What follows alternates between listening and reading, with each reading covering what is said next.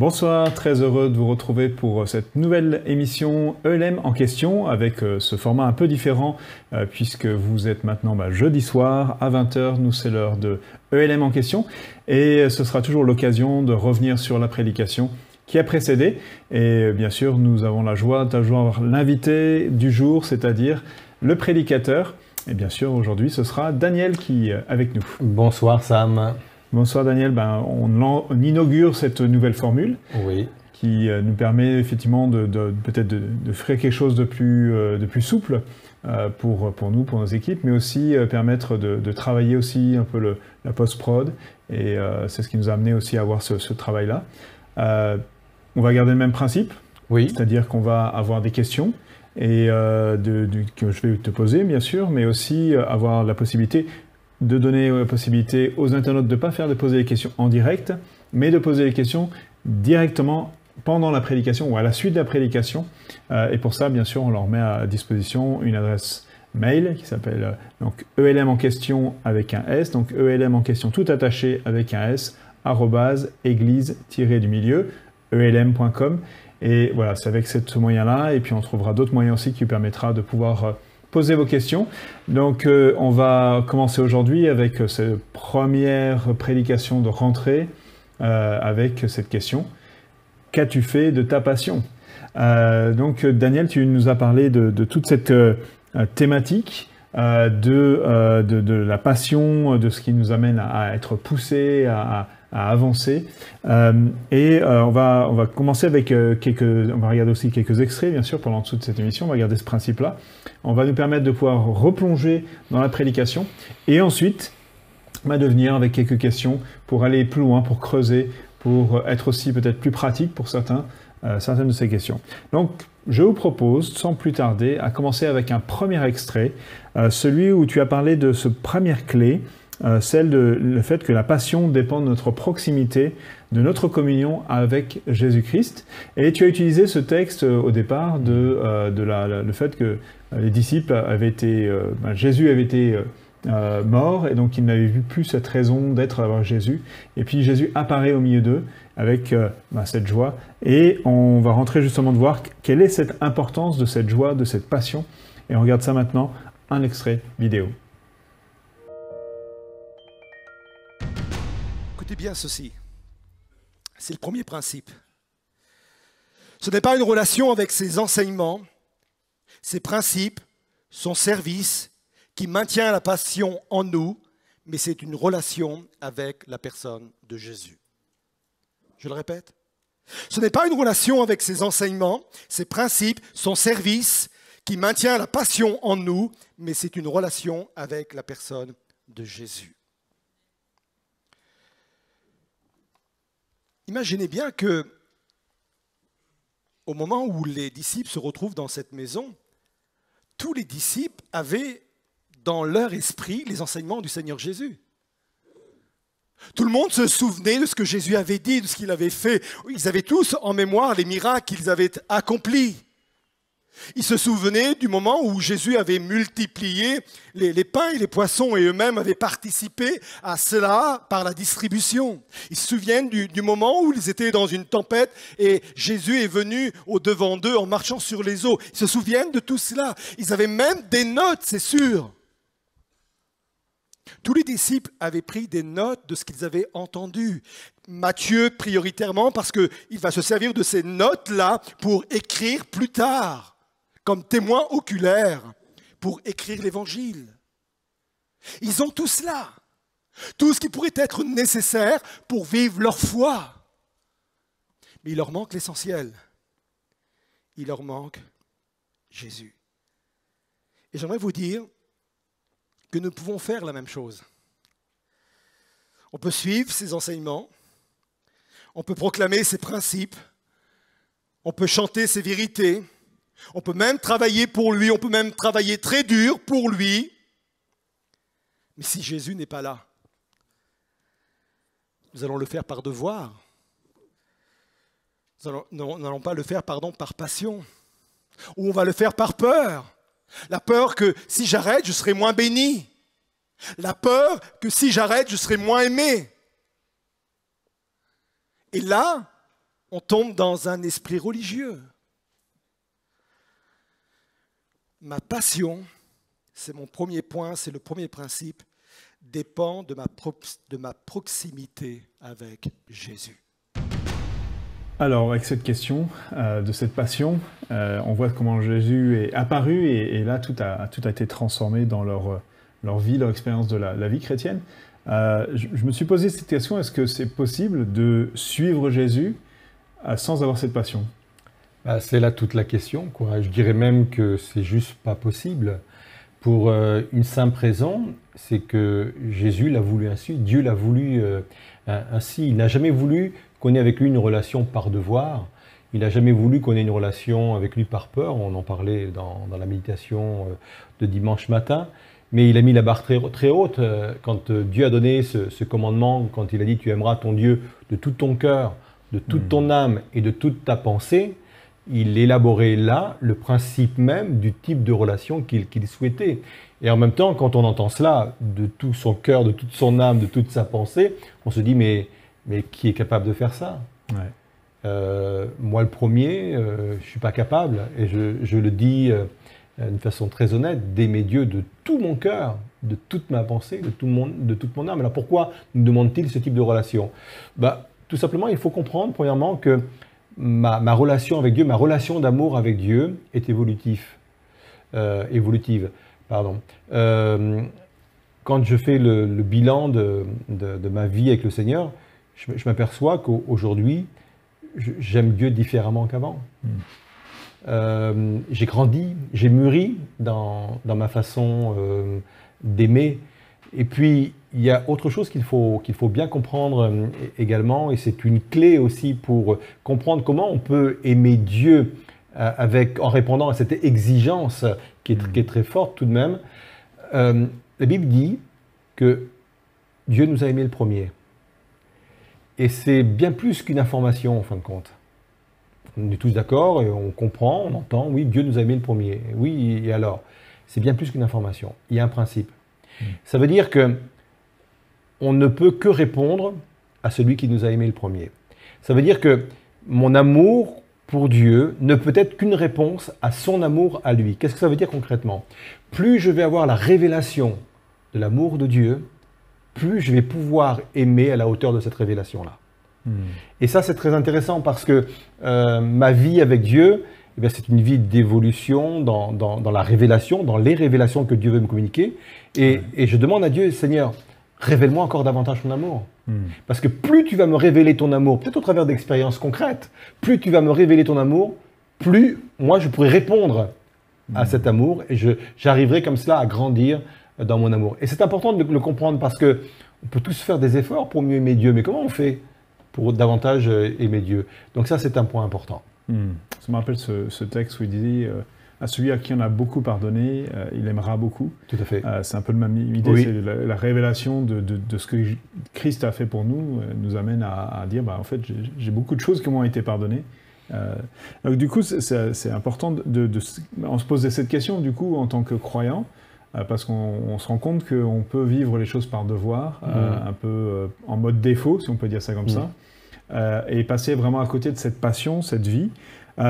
Comment on se rend compte qu'on reste bien dans un cadre d'une relation avec Jésus et pas justement d'une religion comme on dit parfois, mais c'est-à-dire en gros vidée de sa substance, c'est-à-dire de la personne de Jésus? Oui, il faut faire des efforts. Il faut faire des efforts pour ça. Il faut maintenir constamment cette relation avec Dieu, une relation authentique.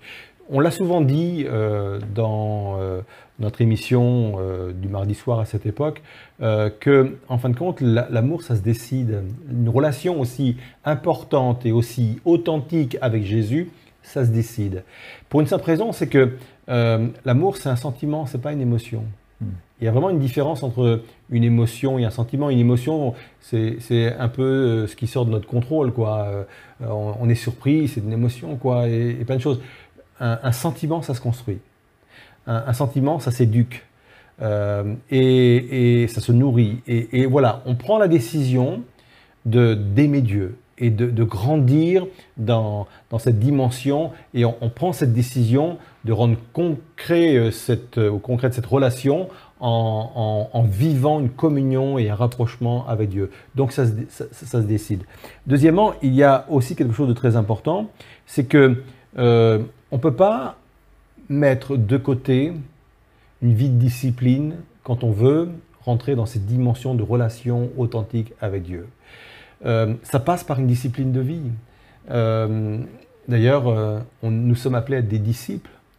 Et c'est le même fondement de mots, c'est la même racine, discipline et disciple. En fin de compte, si je veux vraiment vivre une vraie relation avec Dieu authentique et vraie, je dois mettre en place une discipline. Je ne peux pas faire l'économie de cela.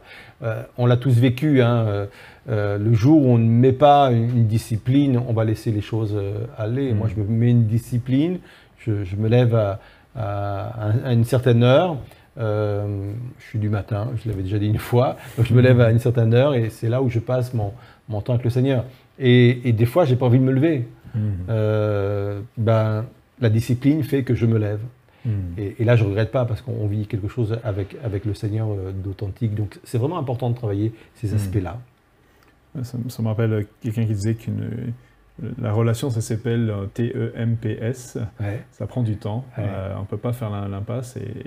Et en plus, effectivement, ça exige de nous. C'est ça, tout notre être entier et on va dire, et doit participer à cette relation. Donc c'est sûr que c'est exigeant. En même, je sais que tu as été aussi honnête en disant que c'est quelque chose il y a des jours avec, des jours un peu moins avec sans, des moments où voilà, ça demande plus de travail. Ouais. Des moments c'est naturel, ça sort. Parce que c'est contre nature en fin de compte de prier. C'est contre nature d'aller vers Dieu. Ça l'était avant la chute. C'était naturel. C'est naturel parce que Dieu nous avait créés avec cette faculté d'aller vers lui, etc. Mais par le péché, c'est devenu contre nature parce qu'on a reçu à ce moment-là une autre nature, une nature pécheresse. Et même si nous avons vécu la nouvelle naissance avec une nouvelle nature, néanmoins, il y a toujours cette dualité qu'il faut vivre. Donc, c'est quelque part contre nature. Et pourtant, on sait que c'est extrêmement important. C'est pour ça qu'il faut se discipliner. Ouais. D'ailleurs, si quelqu'un a perdu cette relation, peut-être ça fait quelques temps, parfois on est au milieu, puis on réalise, en fait finalement, moi cette relation, Jésus, il est absent de ma vie en tant que tel. Je suis peut-être faire plein de choses au niveau religieux, peut-être, mais finalement, il n'y a pas cette relation. Qu'est-ce que tu lui conseillerais concrètement de faire ? Bien sûr, il faut être authentique. Et on le voit dans le livre de l'Apocalypse, quand il est question des églises d'Asie. Il y a, je pense notamment à Éphèse et à Laodicée. À l'une, on lui reproche d'avoir abandonné son premier amour, à l'autre d'être tiède, etc. Et à chaque fois, Dieu parle de repentance. Il dit, voilà, il faut que tu te repentes, il faut que tu changes. Et je pense qu'il faut être honnête avec Dieu en disant, moi je crois que là, j'ai perdu quelque chose. J'ai perdu une relation que j'avais avant, où je suis insatisfait de ma relation. Il faut être authentique, Seigneur. Je te confesse ce que je vis et je veux vivre autre chose et je veux vraiment prendre l'engagement de changer vraiment mes habitudes et de changer ma façon de vivre ma relation avec toi. Et j'ai employé le mot engagement volontairement parce que là, on touche encore à un autre principe, c'est quand je m'engage, Dieu s'engage. Et faisons l'expérience, quand je m'engage en toute honnêteté en disant « Seigneur, je m'engage, mais si tu ne viens pas couvrir toi-même mon engagement du tien, ça peut être compliqué. » Si on est honnête avec le Seigneur, commençons par cela. Commençons à revenir vers Dieu et reprenons des habitudes qu'on a peut-être laissées de côté. Commençons à mettre du temps à part. Et je l'ai souvent dit, pas forcément de se mettre des objectifs très grands. Commençons par des petits pas. Il n'y a rien de tel pour commencer à recourir, de commencer à marcher petit à petit, et ensuite on va plus loin. Surtout que nous, on ne voit pas Jésus physiquement comme l'aurait pu faire, ont pu vivre dans cette expérience-là, mais bon, ils découvraient davantage. Christ ressuscité, pour eux, c'était une transformation totale, ça c'est sûr. Et on imagine la passion qui les a poussés ensuite à vivre une vie de disciples jusqu'à la mort. Jusqu'à la mort. Donc ça c'est sûr que c'est impressionnant.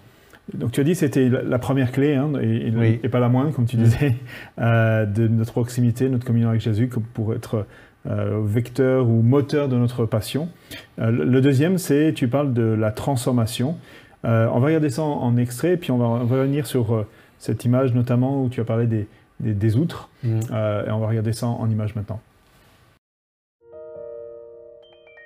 Détailler sur plusieurs exemples. Prenez l'exemple dans les évangiles où Jésus va parler des outres et du vin nouveau. Matthieu 9, verset 17. On ne met pas non plus du vin nouveau dans de vieilles outres. Autrement, les outres se rompent, le vin se répand et les outres sont perdues. Mais on met le vin nouveau dans des outres neuves et le vin et les outres se conservent. Le vin nouveau a une particularité, c'est qu'il fermente encore. Il pétille, il est plein de vie. On pourrait dire, si c'était pour une personne, il est enthousiasme. C'est la vie en lui. Mais pour que sa vie puisse continuer, pour qu'il puisse continuer à pétiller dans la vie, il faut changer les outres régulièrement. Parce que les vieilles outres, à un moment donné, ça se rompt. Et les vieilles outres nous parlent de nos vieilles habitudes, nous parlent de nos vieux comportements. Si je suis en train de dire je suis comme je suis et personne ne me changera, je pense que je pense depuis des années et personne ne viendra me déstabiliser dans ce que je pense. Si je suis comme cela, je vais devenir une vieille, et je regarde personne, outre.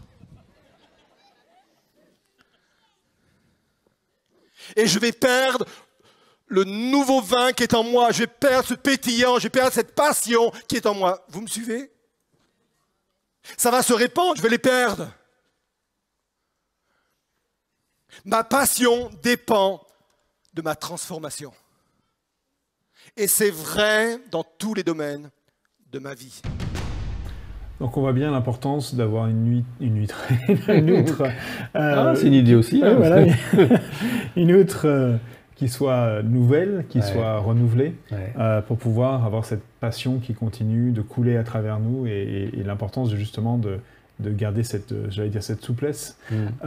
Comment discerner? Parce qu'on se rend bien compte que peut-être sans s'en rendre compte, au fur et à mesure, on devient une vieille outre, avoir des vieilles habitudes dans nos vies. Comment discerner cela? On connaît tous cette formule qui consiste à dire que c'est important d'avoir des habitudes.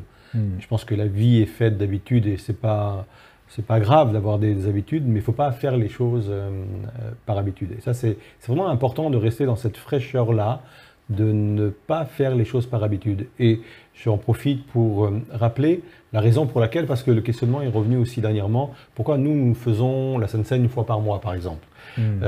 Parce que justement, on était tombé dans une routine, on était tombé dans une habitude où chaque dimanche, on prenait le repas du Seigneur. Alors ça se discute, hein, moi je suis prêt à entendre tous les arguments, mais on faisait ça parce qu'il fallait le faire, c'était dimanche, etc. Et parfois on le faisait sans aucune réflexion. On a décidé de faire cela une fois par mois parce qu'on a trouvé que c'était important de poser l'instant et de redonner du sens à prendre le pain et le vin. Et c'est la raison pour laquelle c'est passé d'une façon mensuelle. C'est le même principe en fin de compte. Je pense qu'il faut veiller à ce que notre façon de vivre notre foi ne devienne pas une habitude. Et quand ça devient une habitude, il faut que ça nous alerte pour peut-être l'entrevoir autrement, l'entreprendre autrement, peut-être changer notre façon de faire les choses. Et puis, je pense aussi que le Seigneur est capable de nous montrer en disant là, si tu ne changes pas ta façon de faire et d'agir, tu vas perdre, comme on le disait dans la prédication, tout ton pétillant. Et c'est pour ça que c'est important d'être en relation avec Dieu, en relation avec sa parole, parce que c'est lui qui vient nous chercher, qui vient nous titiller, un peu comme on le disait dans la prédication, qui vient nous chercher dans nos retranchements en disant là, si tu ne changes pas ça, si tu ne bouges pas ça, si tu ne bouscules pas cela dans ta vie, ça risque d'être compliqué, tu vas perdre ce mordant, tu vas perdre tout cela. Puis, il y a un autre aussi point qui, des fois, on dit long sur nos outres qu'il faut changer, c'est notre réticence à tout changement. Alors, des fois, pour des bonnes raisons. Il ne faut pas Oui, changer. des valeurs, des Ouais, choses c'est comme ça. Il ne D'accord. faut pas changer pour changer. Mais parfois, ma résistance à un changement doit m'amener à analyser, mais pourquoi je suis résistant? Et parfois, au travers de cette résistance, Dieu veut me montrer, là, si tu ne changes pas ça, ça va devenir une vieille outre. Il faut que tu bouges. C'est un peu comme Pierre, hein, j'aime beaucoup cet exemple, hein, Pierre qui est sur le toit, qui a cette révélation, et le Seigneur dit tue et mange à plusieurs reprises, et lui ça vient le bousculer, et il veut pas changer, ça vient le bousculer. Et à un moment donné, il dit, j'aime beaucoup cette parole, Dieu m'a appris à regarder aucun homme comme souillé et impur. Ça veut dire qu'il s'est laissé bousculer dans sa résistance à tout changement, il s'est laissé interpeller, parce qu'il s'est laissé interpeller, Dieu lui a pris, dire voilà, là, il faut que tu bouges ça, il faut que tu changes ça. Donc il faut toujours rester ouvert à ce que Dieu pourrait nous dire, même si ça vient nous bousculer dans ce qu'on pensait croire comme étant là éternellement, être ouvert, un cœur ouvert. Et puis ça cultive aussi une dépendance à Dieu constamment. Tout à fait. Du coup, on n'est jamais tout le temps à s'appuyer sur certaines choses qui étaient peut-être vraies hier, mais ne le sont plus aujourd'hui, où on a évolué, on a mûri, comme tu disais, dans notre relation. Ça aussi, c'est important. Est-ce que toutes les transformations qu'on peut vivre engendrent une passion renouvelée? Alors, oui, je vais répondre en deux temps. D'accord. Oui, parce que c'est un principe spirituel, et j'aurais pu même employer le mot loi. Et le principe même du loi, c'est que ça répète d'une façon inéluctable. Vous avez beau faire le même geste, vous avez toujours les mêmes conséquences. Ça, c'est le propre même d'une loi. Donc oui, tout changement que Dieu nous demande d'apporter génère de la passion, ça c'est clair, mais parfois d'une façon indétectable. Le principe, il est révélé au travers de la nouvelle naissance. On l'a vu dimanche. Quelqu'un est en Christ, il est une nouvelle création. Les choses anciennes sont passées, voici toutes choses sont devenues nouvelles. Là, c'est un changement qu'on pourrait qualifier de radical, de grande, d'énorme, donc énorme passion qui va avec. Mais ce principe-là, il est applicable pour tous les changements. Peut-être des petits changements, et qui va ajouter ma passion, peut-être une énergie supplémentaire. Ça va pas se voir. Je ne vais pas sauter de joie du jour au lendemain comme ça, mais ça alimente toujours ma passion, et ça permet à ce que ma passion devienne intacte. C'est pour ça qu'il ne faut jamais renoncer à vivre ces changements-là, parce que c'est une loi. Chaque changement apporte son lot de passion qui va avec. Alors, ça ne se voit pas toujours, mais c'est réel. Ouais. Après, j'imagine que parfois, les changements d'outre ou de transformation, il y a parfois une phase de deuil, et peut-être une phase dans laquelle on peut se dire, mais ça fait mal, ça pique. Est-ce que peut-être à ce moment-là, sur le moment, il y a peut-être cette hésitation, mais après qui peut engendrer effectivement cette passion nouvelle, c'est ça, de faire le pas, un pas de foi. Et d'ailleurs, j'ai hésité, et c'est intéressant ce que tu dis, parce que j'ai hésité à l'aborder d'une autre façon, ce point-là, en expliquant qu'en fin de compte, on vit quotidiennement de multiples petites morts et de multiples petites résurrections, en fin de compte.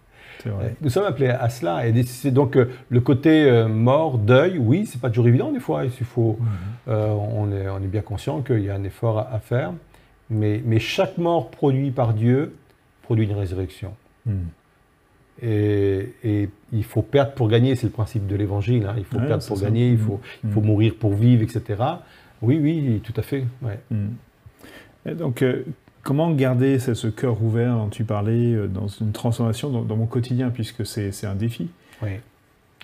Moi, je pense qu'il faut rester avec j'avais dit tout de suite un cœur ouvert, mais plus précisément avec un cœur enseignable. Il faut toujours avoir cette soif d'apprendre, de grandir, de progresser, d'aller plus loin avec Dieu. Et quand on garde cette soif-là, on garde ce cœur enseignable, et puis notre cœur reste ouvert pour toutes sortes de transformations. Et je parlais à l'instant de l'église de Laodicée. D'ailleurs, c'était un des reproches qu'on a pu faire à cette église, c'est tu dis que tu es riche, quoi. Et tu dis même, j'ai plus besoin de rien, moi je n'ai plus rien à apprendre, moi. Venez voir chez moi, vous allez voir tout ce que j'ai comme acquis, quoi. J'ai plus besoin de rien, quoi. Et quand on est là, c'est terrible parce qu'on n'est plus ouvert à la transformation, et puisqu'on n'est plus ouvert à la transformation, on se prive de passion, etc., etc. Mais le cœur enseignable, il est remarquable, c'est accepter aussi les reproches qu'on peut nous faire, j'en parlais dimanche. Ouais. Moi, je suis émerveillé de voir comment un homme comme Moïse a accepté les reproches de son beau-père, quoi. Jéthro, qui a dit, en plus, il a dit, ce que tu fais n'est pas bien. Moi, je sais pas, moi, le premier, je le prends mal, quoi. Je le prends mal, je fais, oui, donc je peux rester calme et poli de façade, mais derrière, je me connais, c'est pour ça que Dieu m'a repris aussi sur ce sujet-là, mais oui, et toi, ouvert comme cela aux reproches qui nous viennent de Dieu, bien sûr, il y a des critiques qui sont faciles, mais il y a des critiques qui sont constructibles. Laissez ouvert, et tout cela apporte les transformations nécessaires. Je veux garder jusqu'au bout un cœur enseignable. Et si, c'est quoi les moyens que Dieu utilise? Il y a quelqu'un qui dit, voilà, je veux rester, vivre cette transformation. Quels moyens il peut utiliser? Quels moyens que Dieu utilise d'ailleurs, j'allais dire plus Alors, largement. il y a de multiples moyens, hein. On ne va pas être exhaustif ce soir, mais le premier moyen, bien sûr, c'est sa parole. Moi, je sais que personnellement, c'est quand je suis avec lui, c'est ma façon de prier, hein. Je prie avec la parole de Dieu. Je prie avec des textes, etc. Et j'entends comme ça Dieu me parler au travers des textes, etc. Moi, c'est souvent par la parole de Dieu, hein, qui vient me titiller dans mon cœur et me dire il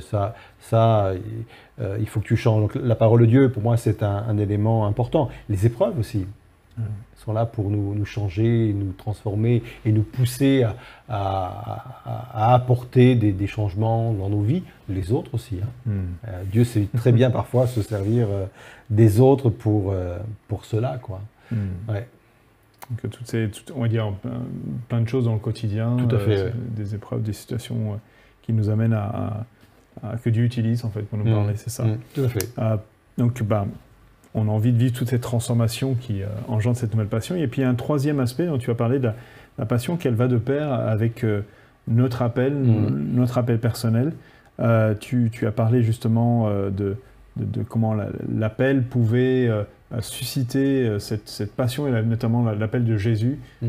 Et on va regarder ça un extrait, puis on va revenir dessus, parce que je suis sûr que beaucoup de gens se posent des questions sur leur appel, et de peut-être retrouver leur appel, parce qu'on le perd facilement dans les distractions ou autres choses de la vie. Donc on va regarder tout de suite cette partie sur « Ma passion va de pair avec mon appel ».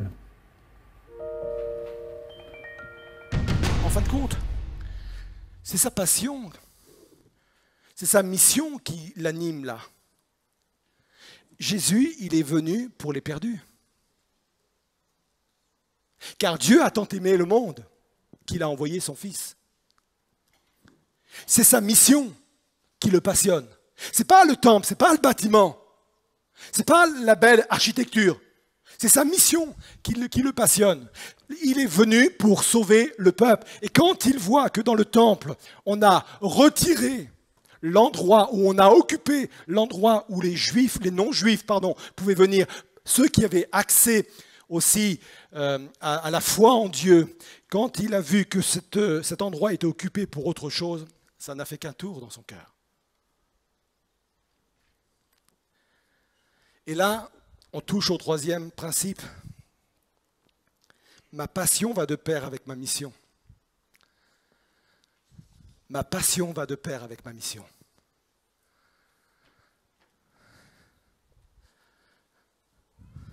Trouve ton appel. Trouve ta mission et tu trouveras la passion.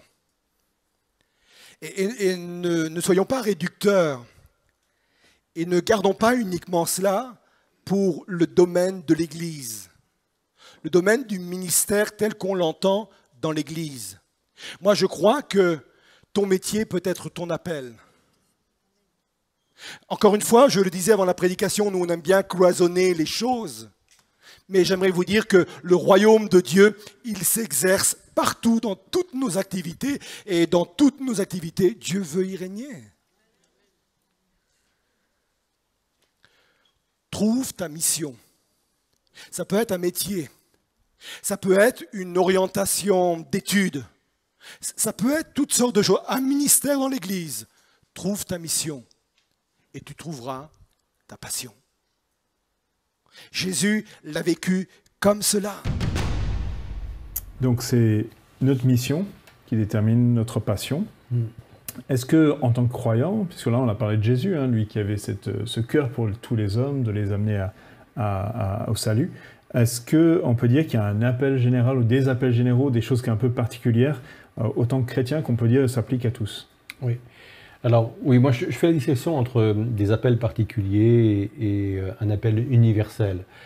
Par exemple, l'évangélisation, c'est un appel pour tous les croyants. Ouais. Nous sommes de tous, toutes les nations. ouais, c'est ça, faites des disciples, et nous sommes tous impliqués dans cette mission de porter le message de l'Évangile. Mais même dans cet appel qui est aussi un appel universel, il y a aussi des appels particuliers dans l'évangélisation. Ouais. Vous avez des personnes, c'est vraiment leur appel, l'évangélisation. Et ils vont le faire autrement que nous, on peut le faire. Moi, j'ai aucun souci pour le dire, et il m'est arrivé, et je sais que ça retire une culpabilité sur beaucoup de personnes.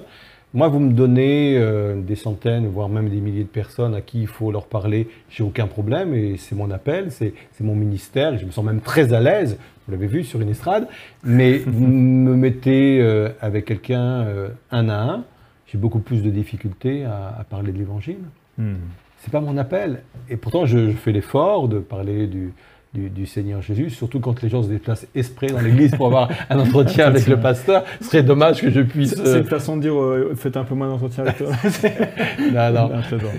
Mais oui. Témoigner l'extérieur, c'est plus compliqué pour moi. Donc, ça veut bien dire qu'il y a vraiment des appels qui sont d'ordre universel, et il y a des appels particuliers, y compris quand ce sont des appels qu'on retrouve d'une façon universelle. Je prends un autre exemple, l'hospitalité. On est tous appelés, il y a des textes dans la Bible qui nous appellent à être hospitaliers, vivre l'hospitalité.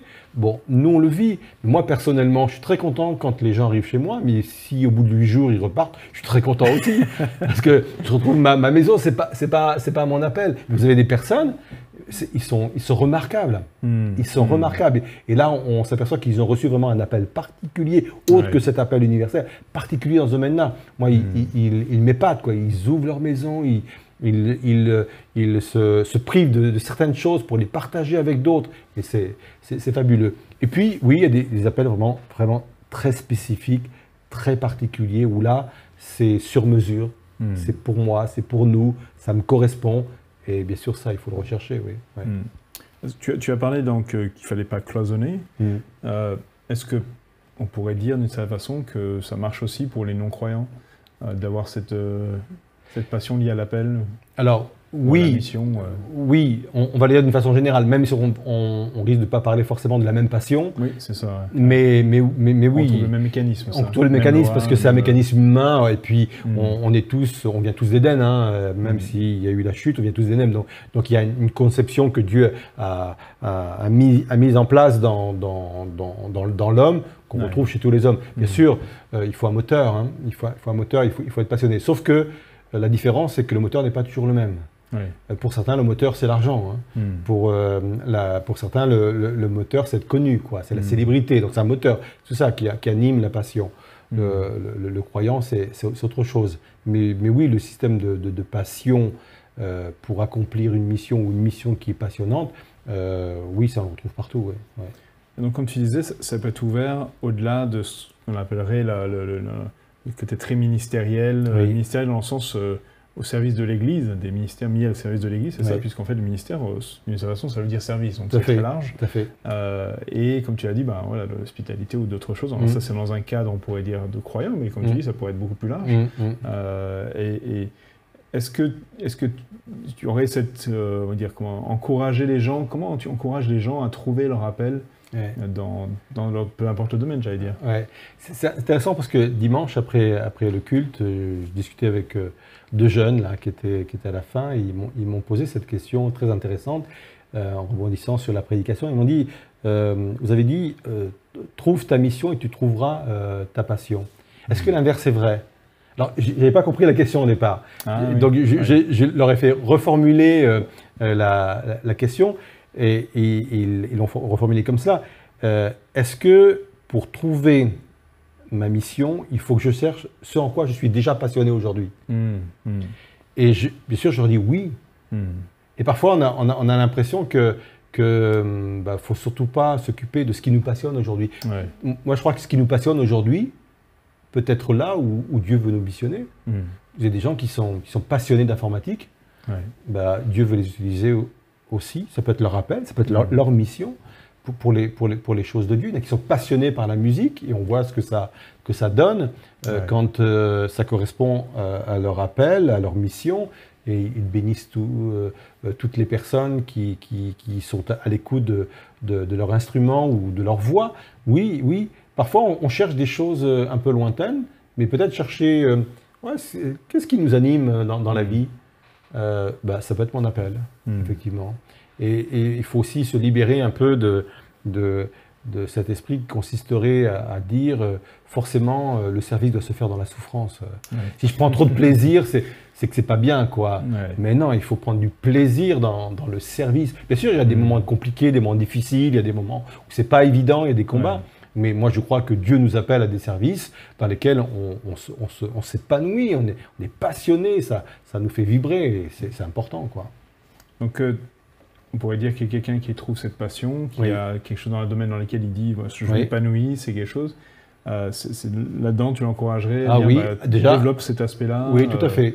Trouve peut-être un sens par rapport à la foi, c'est ça, ou oui, ça, oui, tout à fait. Tout simplement trace son chemin, j'en sais rien. Oui, peut-être trouver un sens, effectivement. Comment je peux convertir ma passion pour les choses de Dieu, cette passion-là, comment je peux trouver... Et il y a des services dans l'Église qui ont débuté comme ça, des gens qui étaient passionnés dans ce domaine-là, et ils sont venus nous voir, et ils ont dit, mais tu sais, ce pourquoi là tu es passionné, si tu le convertis pour Dieu, ça peut être une vraie bénédiction, quoi. Donc, oui, c'est important, et peut-être aussi questionner Dieu aussi. Mais Seigneur, qu'est-ce que tu veux que je fasse de ça? Je suis doué pour ça. Ou j'ai fait des études pour ça. J'ai une connaissance pour ça. Qu'est-ce que tu veux que je fasse avec ça, Seigneur? J'avais quelqu'un aussi dans mon bureau après le culte, en entretien, un jeune qui est en dernière année de médecine, 9e année, de passant de doctorat, et il a envie de servir le Seigneur, et il aime la médecine, il aime, il fait... Et voilà, comment je peux servir Dieu avec ça? Je trouve que c'est intéressant, cette réflexion. C'est pas quelque chose qui nous vient d'en haut en disant « je t'appelle à ça », comme la voix qu'on entend du haut de la montagne, quoi. C'est possible, hein. Moi j'ai aucun souci, j'ai eu une conviction que Dieu m'appelait à la prédication très très jeune, au ministère très très jeune, donc c'est fort possible, mais parfois il faut juste regarder ce à quoi je suis bon, dans quoi je suis bon. Et c'est sans doute là l'appel que Dieu veut me confier. Oui, et peut-être aussi, je pensais, en faisant le lien avec ton premier point, le fait de passer du temps avec Jésus. J'entends par exemple Pierre, quand tu lui as dit, voilà, dorénavant tu seras un pêcheur d'hommes. Je pense que c'était un autre type de pêche. Mais il y avait une similarité, il y avait quelque chose. Alors peut-être c'est juste parce que certaines personnes, je ne vois pas du tout, mais il y a peut-être des aspects dans ce qu'ils apprécient aujourd'hui qui va avoir une autre dimension. David berger d'un peuple plus tard. C'est ça. Ah oui, tout à fait. Donc il y a peut-être des choses qui nous passionnent aujourd'hui qui peuvent trouver un autre sens ou du moins une autre dimension avec Dieu. Donc, tout à fait. Donc Dieu peut nous guider dans notre passion finalement. Nous ouvrir des portes vers des choses sur lesquelles on se dit peut-être avant je n'avais pas vraiment de... Oui, mais là, ça prend tout son sens. Oui, tout à fait. Peut-être Dieu permet qu'il y ait des méandres, une histoire particulière qui nous amène à découvrir des endroits, des lieux, parce que finalement on ne touche pas tous les domaines forcément, mais c'est vrai que c'est intéressant. Quand on est convaincu qu'il n'y a pas de hasard et que même nos choix de vie ont pu être conduits par Dieu, l'orientation professionnelle ou autre a pu être conduit par Dieu, il sait sans aucun problème le convertir et le transformer pour notre appel, quoi, c'est évident. Alors, je vais te poser une question que j'ai entendue dernièrement, qui était quelque chose, il y a l'impression qu'il y a tellement de choses qui nous passionnent. Parfois aussi, il faut comment faire des choix ou comment arriver à peut-être concilier, je ne sais pas. C'est là où le discernement est extrêmement important, la conduite par l'esprit, la révélation de la volonté de Dieu est très importante. Parce que c'est vrai, tu as raison, on en a connu des personnes enthousiasmées par tout. Quasiment tout. Et il faut choisir ses combats, en fin de compte. C'est un défi, hein. C'est un défi parce qu'il faut renoncer. Choisir, c'est renoncer. Mais c'est important. Il faut vraiment canaliser nos forces, en fin de compte. Des forces qui partent partout, ça ne fait pas un beau travail, quoi. Quand Paul disait « je ne cours pas à l'aventure », quoi. J'ai une cible. Courir à l'aventure, bah ouais, on se dépense pour rien, quoi. Et on n'est pas efficace. J'ai une cible. Et peut-être que là, c'est de dire, voilà, c'est vrai que beaucoup de choses qui me passionnent. Qu'est-ce que je dois garder pour toi? Où je dois recentrer ma passion? Quelle est ma ligne de mire? Quelle est ma cible? Il faut avoir sa cible. Et peut-être il y a une racine commune à toutes ces passions. Oui, peut-être aussi. Ça prend plein de formes et finalement, il y a un seul aspect. Est-ce qu'une passion peut changer avec le temps aussi? Oui, elle peut forcément évoluer. Elle peut s'éteindre aussi. Une passion, on a vu qui était passionné. Bon, peut-être ça joue avec l'âge. Je ne suis plus attiré vers les mêmes choses qu'il y a 20 ans. Oui, ça peut effectivement. Après, quand on parlait de multiples passions, il y a certaines passions que je peux garder simplement comme un hobby, quoi. Et l'autre, vraiment, où je veux vraiment me concentrer dedans, me consacrer à cela, quoi. Donc, on est bien clair, ça n'a rien à voir avec les fuis des passions de la jeunesse, c'est ça? C'est un avertissement. Deux sens différents, Voilà, excellent. On est vraiment sur des passions hors de ce que Dieu veut pour nous, etc. Est-ce que, justement, je ne vais pas rentrer dans un autre cas, on voyait Jésus alors qu'il réagissait de façon très forte en voyant tous ces commerçants, ces vendeurs sur cette place réservée normalement à tous les peuples. Et il a renversé les tables, etc. On a vu qu'il a quand même une réaction, on va dire passionnée. On peut même parler de colère. Hein. Oui, d'une colère, c'est ça, effectivement, cette colère qui monte, de voir que c'est inacceptable que ça se passe comme ça. J'allais dire, si on fait face à cette colère qui peut monter, parce que la passion, parfois, on n'est pas loin. On connaît parfois des supporters ou des gens qui manifestent leur passion, parfois avec des débordements. Est-ce que c'est acceptable? Est-ce qu'il y a des limites? Est-ce que ça fait partie de la passion, du côté passionné? Alors, il faut aménager avec beaucoup de prudence ce sujet-là. Ce serait intéressant, je vais enseigner une fois sur le sujet, il y a des colères acceptables en fin de compte. Les colères qu'on peut contrôler et qui sont motivées par des bons mobiles sont des colères acceptables. Une fois que j'ai dit ça, c'est peut-être laisser des personnes sur leur faim, mais je ne peux pas développer. Ça c'est important. Des injustices, tout à fait. Et on est un peu dans ce cas-là. Il ne faut pas voir Jésus comme étant hors de contrôle. C'est ça la différence. Il est dans le contrôle le plus total, mais cette passion le pousse à réagir avec cette autorité, parce que c'est une autorité aussi qui se dégage dans ce qu'il fait quand il met dehors. C'est une vraie autorité avec une énergie, même physique, mais il n'est pas hors de contrôle. Et c'est ça qui est important. Mais il ne faut pas justifier toutes nos colères comme étant des colères poussées par une passion noble telle que le Seigneur l'a vécu.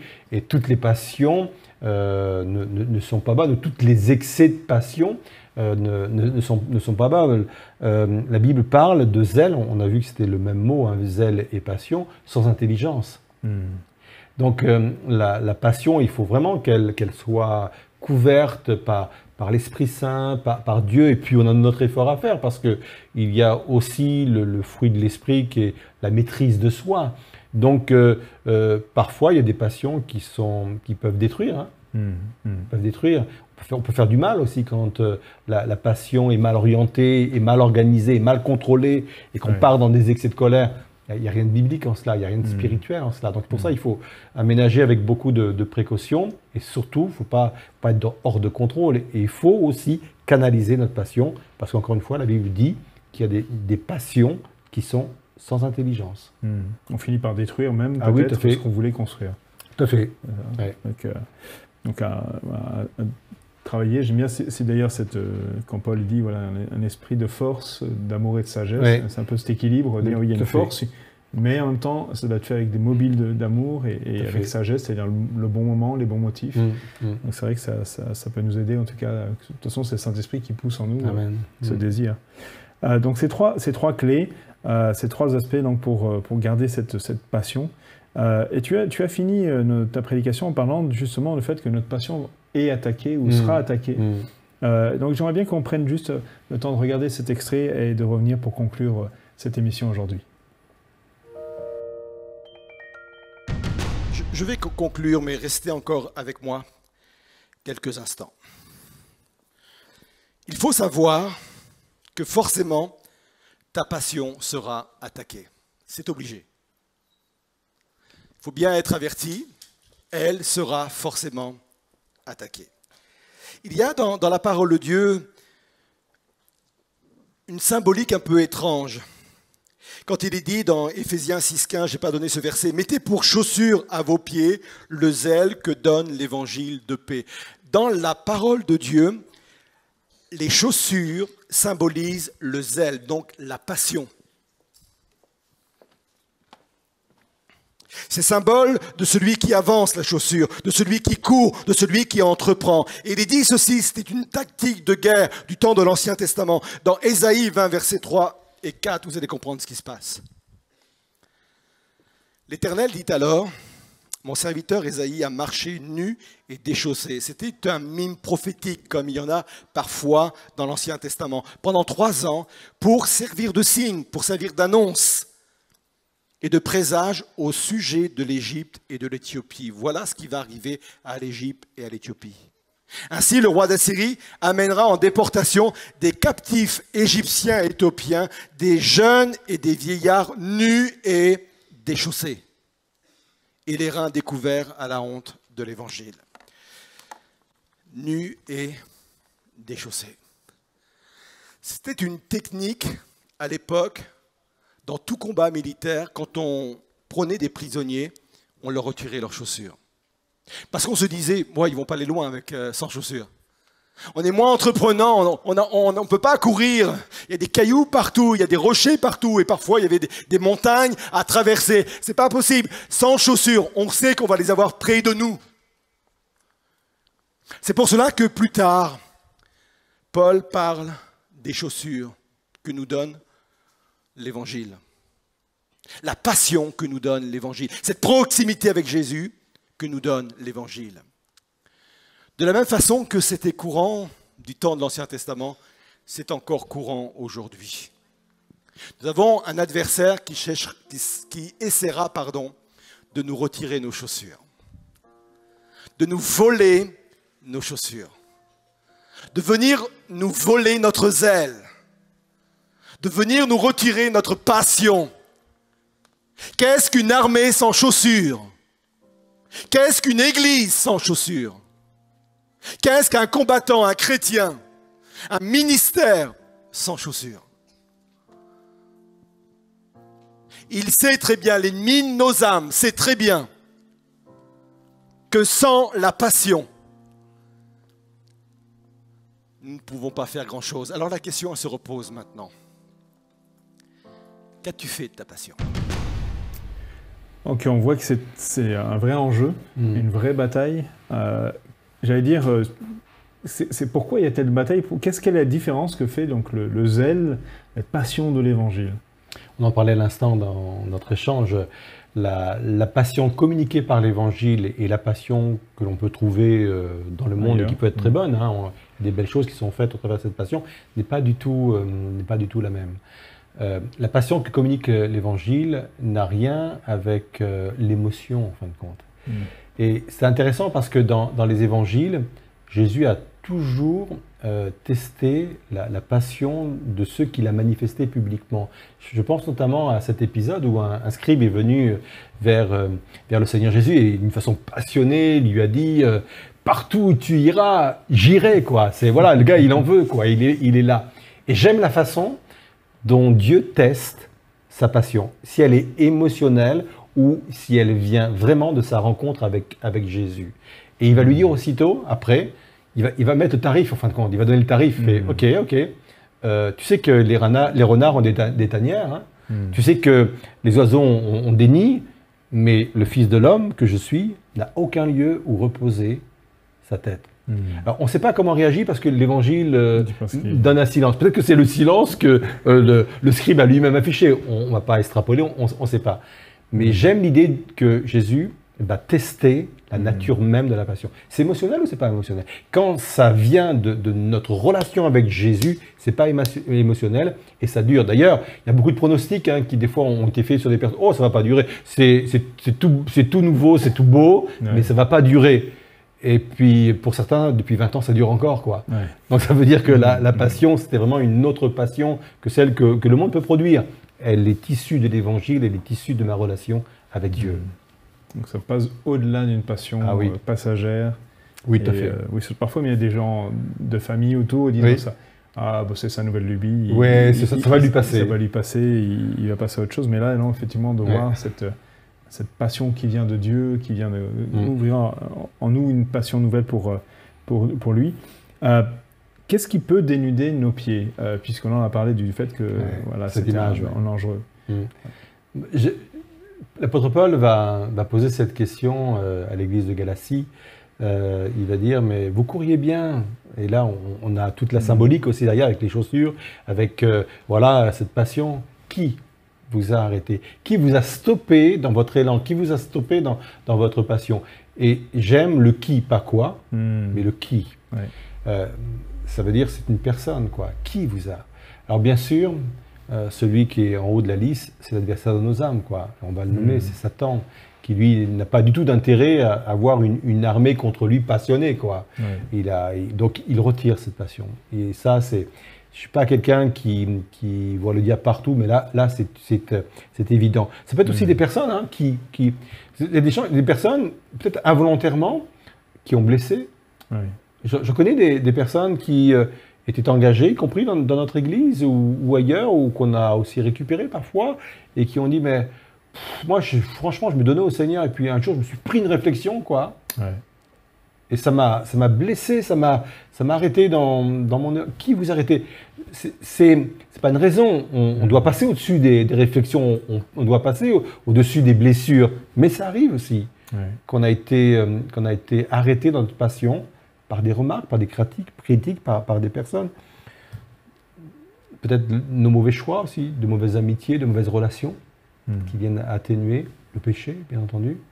Tout cela peut venir retirer les chaussures de nos pieds, le zèle de nos cœurs, quoi. Et du coup, comment lutter face à toutes ces choses dont tu viens de partager? Je me doute qu'il y a des réponses différentes pour chaque chose. Oui, mais je donnerais simplement un mot qui revient, mais très régulièrement, surtout dans les évangiles, mais on le retrouve aussi dans les épîtres. C'est le verbe veiller, quoi. Veiller, veiller. Veiller. C'est cette vigilance constante, quoi. C'est tellement subtil. On le voit bien, les attaques de l'adversaire sont des attaques subtiles. Il ne faut pas le voir comme quelqu'un qui arrive avec ses gros sabots, quoi. C'est très subtil, c'est très subtil. Et c'est pour ça qu'il est sans cesse se rappeler, soyez vigilants, veillez, veillez, priez. Mais l'expression veiller revient très souvent dans le Nouveau Testament. Voilà, veillez, soyez vigilants, soyez vigilants. Ça veut dire notre nature humaine est faible. Oui. C'est ce qu'il disait, c'est ça. Donc il y a vraiment ce désir de dire veillez sur cette passion. Et puis mettez, d'autant plus si on parle de notre relation à Christ, tout à fait. C'est important de pouvoir garder puis le cap, être au clair sur ce que ce que Dieu met devant nous et de le poursuivre avec passion, comme tu disais, comme Paul, je cours vers la cible. C'est ça, exactement. Je pense qu'on va arrêter maintenant pour ce temps de retour sur cette prédication, sur qu'as-tu fait de ta passion. Tu nous as parlé de tout ça, nous dit d'ailleurs, donc dimanche prochain, il y aura une autre question peut-être, c'est ça? Oui, c'est ça. En fin de compte, c'est une série, je l'ai pas dit dimanche, mais qui va s'intituler Posons-nous les bonnes questions. Alors, on va se Donc, poser il y a une autre question qui attend, je ne vais pas la dévoiler, mais il y a une autre question qui nous attend pour dimanche. Parfait, avec hâte. Donc, on se redonne rendez-vous, bien sûr, au culte donc à 10 h ce dimanche. Et puis en parlant de questions, vous pouvez poser vos questions à la question, ou à la prédication plutôt qu'il y aura ce dimanche. Vous avez pour ça une adresse mail, donc qui est ELM en question avec un S tout attaché @église-elm.com.